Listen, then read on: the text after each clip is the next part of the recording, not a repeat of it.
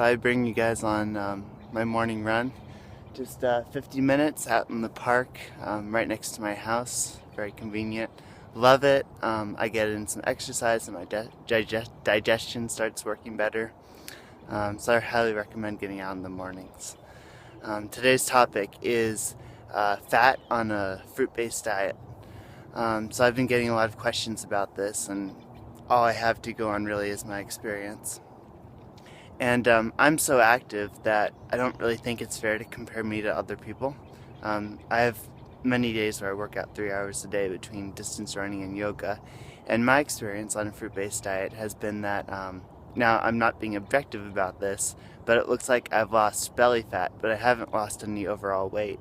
And I'm eating a lot of calories. I've even had like 30 bananas for breakfast before. But so can you get fat on a fruit-based diet? Well, if you're not vigorously active, I think you can. So just the other day I was at a Fruit Luck, and I was talking to a woman who was there, and I thought she was just kind of like new to raw to four, something like that.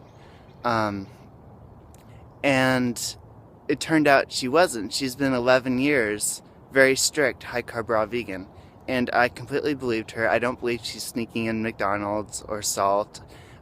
She was talking about how the concept of cheating on the diet had never occurred to her until she started to see people adding onions and all this stuff. So she's been very, very strict about it, and her experience is that if she eats a certain number of calories, if she starts cramming in the calories, she gains weight. Now I know some people don't experience that, like Tara is obviously eating like 3,000 calories a day, and she's moderately active, and then Freely eats a lot too. I think it's different for different people, and if you're not vigorously active like I am, and you're moderately active, you only need so many calories, and every piece of food you eat, it takes energy from your body to digest it. So you really don't want to eat more than you have to.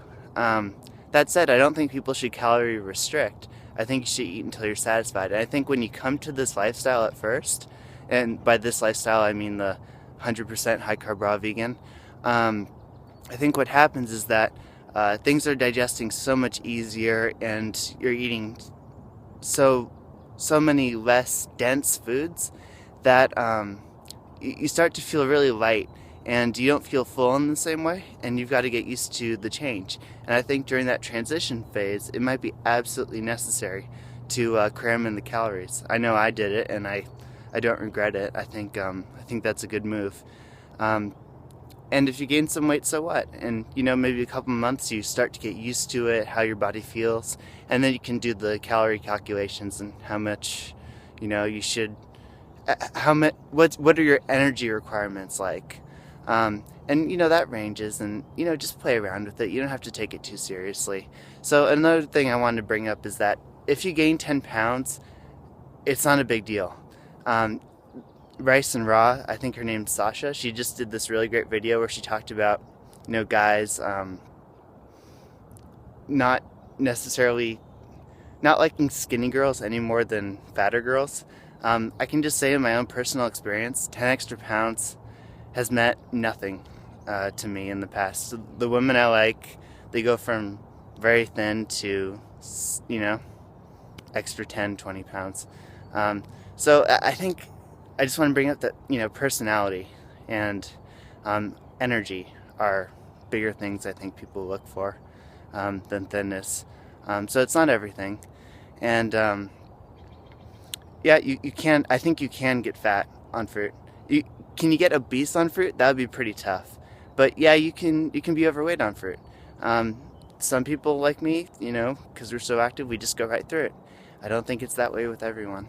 Alright, so hopefully this video helped. See you next time.